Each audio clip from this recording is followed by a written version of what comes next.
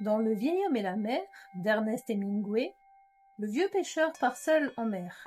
Il affronte vagues, vents, fatigues, imprévus. Pourtant, ce qui est marquant dans cette histoire, c'est sa capacité à rester présent à ce qu'il vit. La mer est calme, il avance, elle se déchaîne, il avance.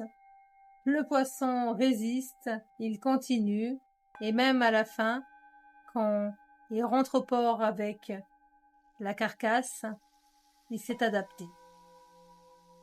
Dans notre quotidien, cela peut ressembler à un rendez-vous qui ne se passe pas comme prévu, un projet qui prend du retard, une personne qui réagit autrement que ce que l'on imaginait, cette journée parfaite qui devient finalement une journée tout à fait ordinaire, voire pire.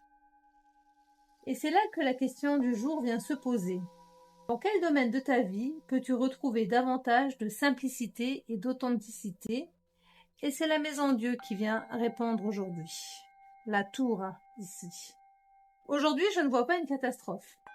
Je vois une sorcière qui avance au milieu de la fumée avec un sourire, même un sourire espiègle. Ma sorcière a cessé de faire la guerre à la réalité, car cette lame me parle de ce qui est là, sous nos yeux, de ce qui est concret, réel.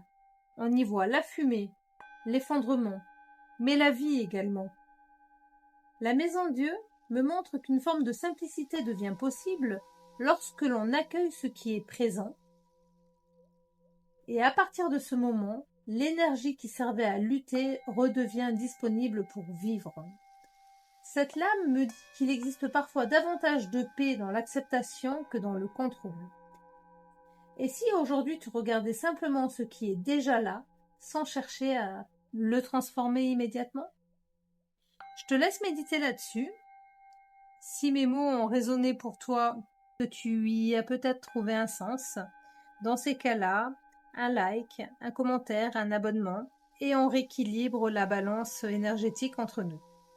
Si tu es déjà abonné, merci, merci infiniment, merci à tous de m'avoir écouté, et à demain.